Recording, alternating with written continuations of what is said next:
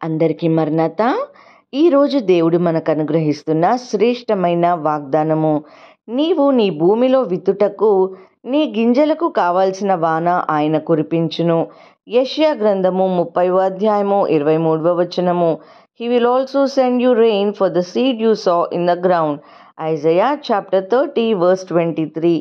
ఈ రోజుకు గాను కృప కలిగిన దేవుడు మనకు అనుగ్రహించిన వాక్య భాగంను బట్టి ధ్యానించుకుందాము.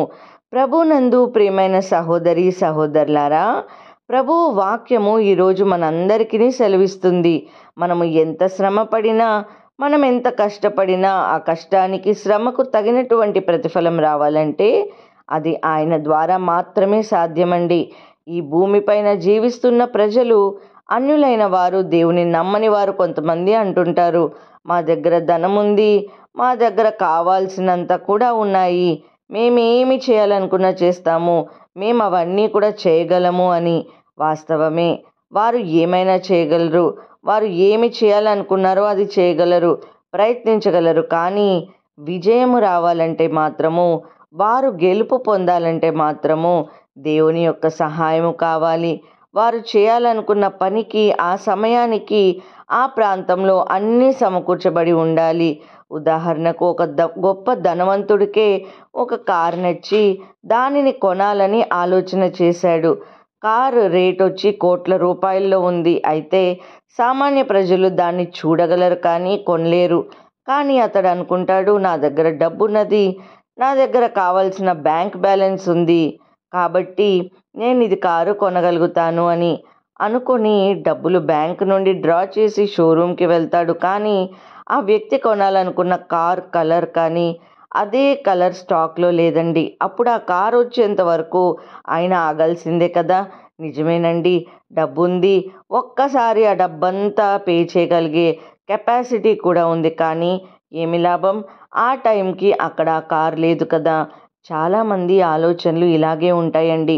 మా వద్ద బలం ఉంది, మా వద్ద అధికారము ఉంది, మా వద్ద ఆరోగ్యం ఉన్నది, మా యొద్ద రాజకీయ నాయకులు ఉన్నారు, నాయకుల యొక్క అండదండలు ఉన్నాయి అని అనుకుంటారు.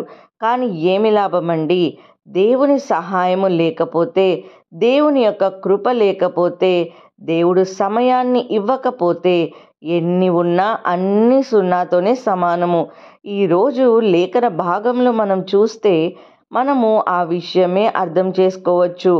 భూముల విత్తుటకు విత్తనాలు ఉన్నాయంట, భూమి కూడా కలిగి ఉన్నాడు. అయితే ఆ భూమి ఉన్నప్పటికీ, గింజలు ఉండినప్పటికీ కావాల్సినంత వాన లేకపోతే, రాకపోతే ఎన్ని గింజలు వేసినా, ఎన్ని ఎకరాల భూమి కలిగి ఉన్నా ఆ రైతు ఫలాన్ని చూడగలడా?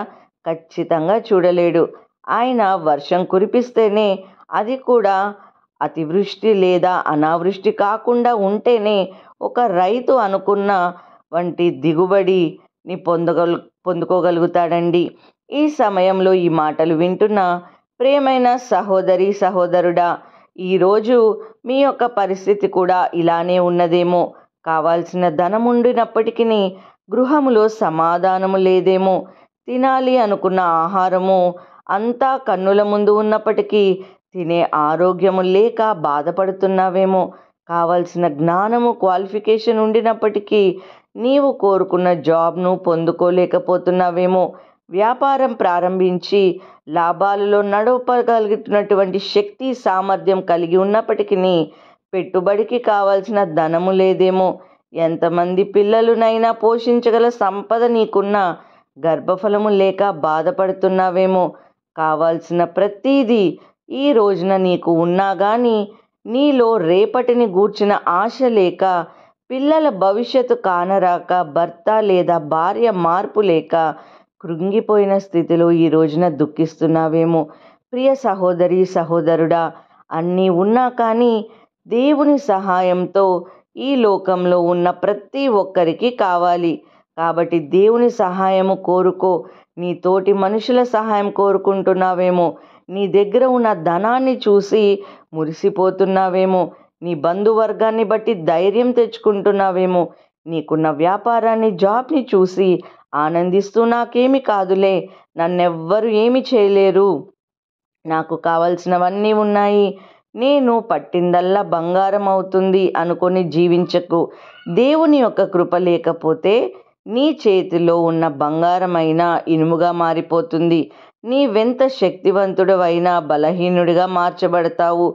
ఈ రోజున మనము జీవించగలుగుతున్నాము, ఉన్న వాటిలో సంతృప్తిగా సంతోషంగా ఉండగలుగుతున్నాము అంటే దానికి కారణం మనం నమ్మిన సర్వశక్తిమంతుడైన యేసయ్య మాత్రమే. అందు నిమిత్తమున ప్రియమైన సహోదరి సహోదరుడా, అన్నీ ఉన్నాయని దేవుని మర్చిపోకు, దేవుని పక్కన పెట్టకు. ఆయన మన జీవితంలో లేకపోతే, మనకు సహాయము చేయకపోతే మనం అనుకున్నది ఏదీ జరగదని తెలుసుకుని ప్రతి దినము ప్రతి క్షణము దేవుని వైపు చూస్తూ ఆయన కృప కోసం కనిపెడుతూ జీవించుదాం. ఈ మాటలు దేవుడు దీవించి మన హృదయంలో ఫలింపచేయునుగాక. వాక్య భాగాన్ని బట్టి ప్రార్థించుకుందాము. ప్రతి ఒక్కరు కూడా ప్రార్థనలో ఏకీభవించగలరు. ప్రార్థన. మహాపరిశుద్ధుడ ఘనమైన తండ్రి, యేసయ్య, సకల సృష్టికి జీవాన్ని పోసిన దేవా, నీ ఘనమైన నామాన్ని బట్టి స్తోత్రములు చెల్లించుకుంటున్నాం.